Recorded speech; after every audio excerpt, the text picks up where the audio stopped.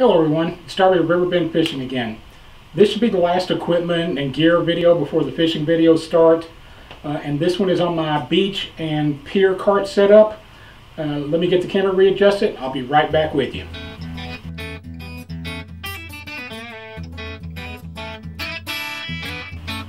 This is a video that the majority of the people that know me personally, that go fishing with me, they've been waiting to see this video or for me to put this video out.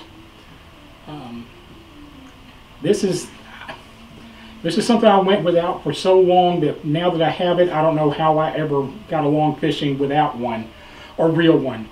I tried to, well, I didn't try, I made one for myself from a cart from, oh, I can't remember the name of that place. They sell real cheap, Harbor Freight. I made one with a cart from Harbor Freight, and it worked okay. I used it for a couple of years. It was horrible on the sand, but it was okay on the pier. It was real loud and rickety, but it did okay. It hauled my stuff around. But this right here, of course, is the Fishing Mate. Now, Fishing Mate comes in the Junior, the Fishing Mate, and the Fishing Mate Large. This is the Large. I reverse engineered this.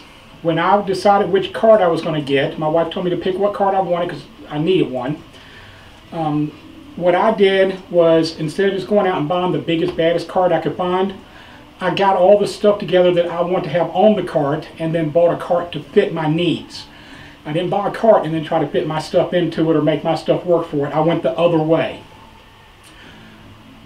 These are kind of costly. This is by far and away the most expensive thing I have for fishing. The cart alone, I think right now, I think they're running around $400 right now, a little over $400 last time I looked. The carts are expensive. They are so worth it though if you're going to do any amount of fishing on a pier or a beach. Now then, right now I have it up on the table. I'm going to do this whole video right here for this part up on the table to show you my setup. Just because I don't want you looking down at my feet when the camera's aimed straight down. So this cart hauls plenty of weight. It'll haul me. It has a nice handle on it up here. And of course this cart tilts. It doesn't have two axles, it's got one. So when I'm rolling it, it lifts up and the handle's right where I want it. It has nice thick rubber tires. I have not switched it over to balloon tires because the piers that I fish on are really rough.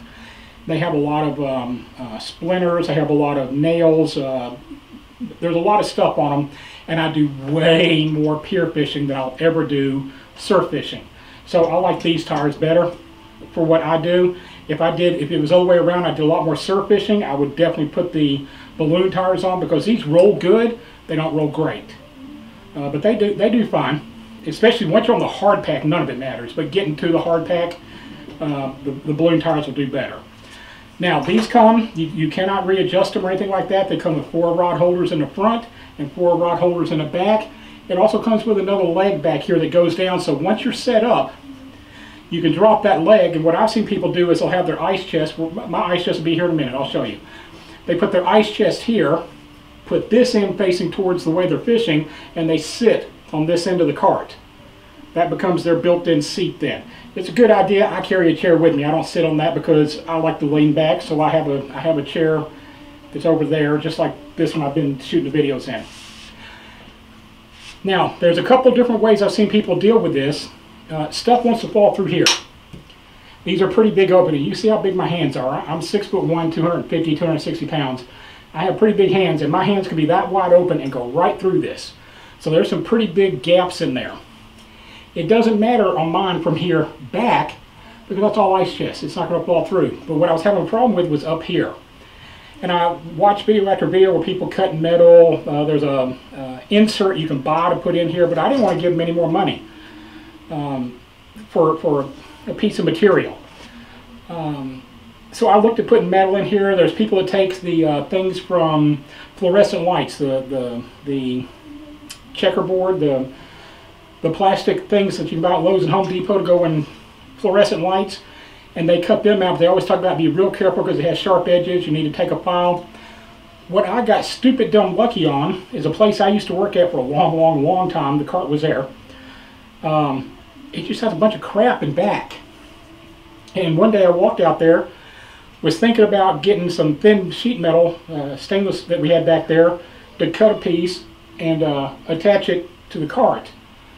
But what I found was this basket, which was owned by and has a soda company whose colors are red and white logo on it, had been back there for at least 20 years. That's no exaggeration. But it's back there for 20 years with a couple of pieces of hoses and some trash in it. I dumped that stuff out, and it is within 1/8 of an inch of being the perfect size to fit where I needed it to go. So I took it across to the shop on the other side. Got a couple of shops there. Spray paint, got me some gray Krylon plastic paint. Painted it gray for no other reason, just and I didn't want it to look like I had blatantly stole their tray. And nothing has fallen out of my cart since then. Now, give me just a second. I'll start putting the pieces on here. I decided instead of having this all piled up on here and being confusing, I would start with a skeleton like this, and then start putting it together. And here in a second, you know what? I'm probably just gonna go ahead and put it on the ground now, just so it makes more sense as it all gets put together. So let me get it reset, and we'll get to putting this together and showing you what I use and how I do it. Okay, let's start with this piece. This is the cutting board that comes with it, with the little bait basket that goes in there. I don't happen to use bait in there, but I do use this cutting board, and it goes in any of these. And one of the things they did that I like, turn this around so I can see it. One of the things they did that I like is they put these notches right here, so that there's a bar across the bottom so you can lock it in so it doesn't just spin around in circles. So when I get to when I'm rolling it, I have it like this. Can you see it? There we go. When I'm rolling it, I have it kind of facing forward. It's not in my way. When I get to where I'm going to fish at, I spin it back around and out like this. Now it's out here where I can work on it. I can hang stuff from it. I can put pliers, got a knife. I can do whatever I want to with it right here. Being honest with you, I mostly put a towel on here, and I just set my pliers down in here, if I don't leave them on the bucket, which I'll show you in a second. Okay, the next thing that goes on here is just a regular cutting board. It's nothing fancy. Came from the grocery store, and it sits right in the bottom of that tray until I get to where I'm going to go fishing. Now, let me get the next piece, and I'll be back with you. Okay, here's the next piece that goes into it. It is I think the brand is Lifetime. Pretty sure they come from Walmart. They're far from being the top of the line. But for those of you that don't know, me and my wife lived off grid for years in a row. And these were our refrigerators. We had 2 of these, kept ice in them. That's what we kept all of our food in. And one of these in South Texas heat, 100 degrees every day, will hold ice for 2 or 3 days. The ice is going to melt, but your food's going to be cold. You know, in 2 or 3 days, the ice is going to melt. But I don't go fishing for 2 or 3 days in a row without getting ice. So these are perfect. You can see that this one, we've had this one for so long that the hasp broke off. It doesn't matter. Anyway, that's the next piece that goes into it. Now, for what's the best way to do this? I'm going to reset the camera up to show you my tackle and bucket that I use for when I go fishing. And I'll roll this out of the way while I'm doing that. Or maybe I'll do it on top. I'll do it on top. All right, I'll be back with you in just a second. Okay, this is my tackle bucket. I don't know that I came up with this. I'm sure I didn't. I'm sure other people thought it before me. I have not personally seen someone else that did exactly what I've done. It's probably a combination of things that I've seen other people do over the years, or I've thought about. I don't know, but it's what I use. So what I did was I went and bought a 5-gallon bucket. I'm pretty sure it came from Lowe's. Doesn't matter. Just a 5-gallon bucket. And then I bought, mine happens to have the state of Texas on one side, and then it's got decals on the other, fishing decals, sweetened, redfish, 3%er, block candy, South Padre Island. It's just got decals and stickers that I've gotten over time. Then what I did was I bought a work lid that screws on. And the reason I got that is it's waterproof. It has rubber seals in it. Yeah, this one's Gamma Seal lid. That sticker's still inside after all these years. And what happens is this ring right here, I'm not going to take it off, but this ring snaps onto any 5-gallon bucket, regular 5-gallon bucket. It's got threads inside. And then you just take this, ooh, it's dirty, and just spin it on there. Now nothing's getting inside my my tackle bucket. So then what I did was I took a Husky tool belt clip and got me a little piece of nylon webbing with a buckle, and I attached this holder right to the side of the bucket. So what happens is, and I don't ever get it all in there right the first time, so it may take me twice. I keep my scissors, my knife, my hook remover, my clamps, my longer hook remover, and my pliers I usually set inside of here. Can't see it, can you? I'll show you here. I set my pliers inside of here on the bait basket. Now, all my tools are where I can get to them. And when the bucket's sitting, I'll show you where it goes in a second. It obviously goes in that basket. When it's sitting there, I can just reach down there and grab whatever tool I need. Is right here on top, right in front. If it starts to rain, I can throw my tools back in there. I usually don't. But if it starts to rain, I can just put the lid on it, screw it down. My tackle and stuff is going to stay dry. Now then, let's get to the good stuff. I only have a couple of things laying right on top. I don't have a lot in this bucket. This is saltwater fishing. That's all this is for, saltwater fishing from the pier or from the beach. This is my package for the number 2 bait that I use, which is fish bites.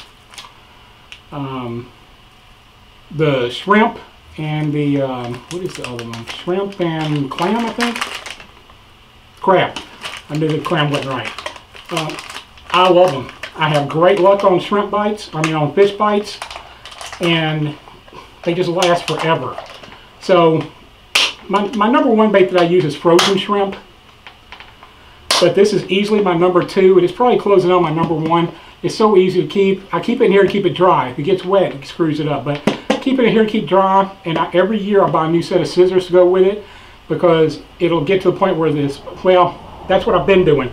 What I had been doing was taking the shrimp bites, the fish bites, out of the plastic and putting it in here, out of the plastic bags. But what would happen over the year is it would gum up the scissors, so with, every spring I would just throw these out and get a new pair of scissors. Now I've started leaving them inside the plastic, and it seems to be working better. Go figure. Now then, I ordered this. Some heavy-duty 50-pound braid. I ordered this. It's from a company called Reaction Tackle. I don't know anything about them. And this is where I keep all my leaders. Now, once these leaders are gone, I will not be buying any more of them. I've started making my own. They seem to work just as good or better. It's a lot cheaper. So I've started making my own, but I'm going to use these up first. And I have probably just every different kind of leader you could think of in here. For top, bottom, double, singles. And I just keep them all in here because it keeps them nice and neat. Then in here is a trash bag, literally a trash bag. And I take this and just hook it on the handle. When it starts getting full, I tie a knot in it and I get another bag and put it in here. Now here's what surprises most people. Inside the bucket itself. Not a lot in here. So, I bought these dividers that go for 5-gallon buckets. In this first one, I don't know what these come from. These plastic containers, I have no idea what they're from. Maxwell MLT, I don't know what that is.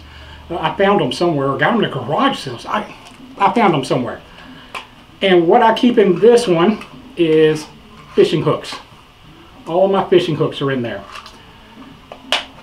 Snaps closed. I don't have to worry about it getting wet. It's inside this plastic container, snaps shut. Inside this big plastic container, snaps shut. My hooks stay dry. I have a Rapala neck deal with the cutters and eye and hook sharpener and all that. I'm going to tell you right now, I don't use it. I just don't.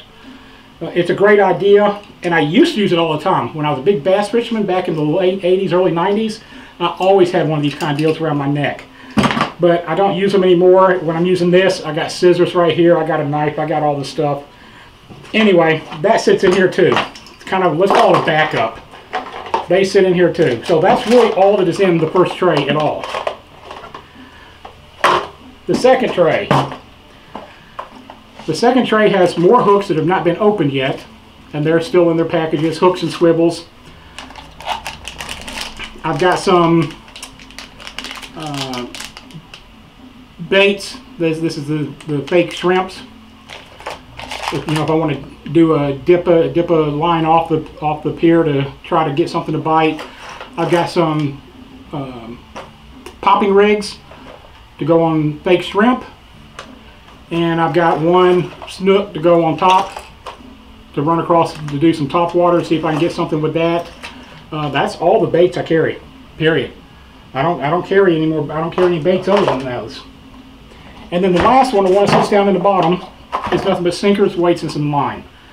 All kinds of different sinkers, different weights. When I say weights, I mean different increments, from 4 ounces down to ½ ounce, liter material. I'm sorry, from 6 ounces down to ½ ounce. And those all just sit in the bottom down here because they're the heaviest. And these things, let me get these two up here.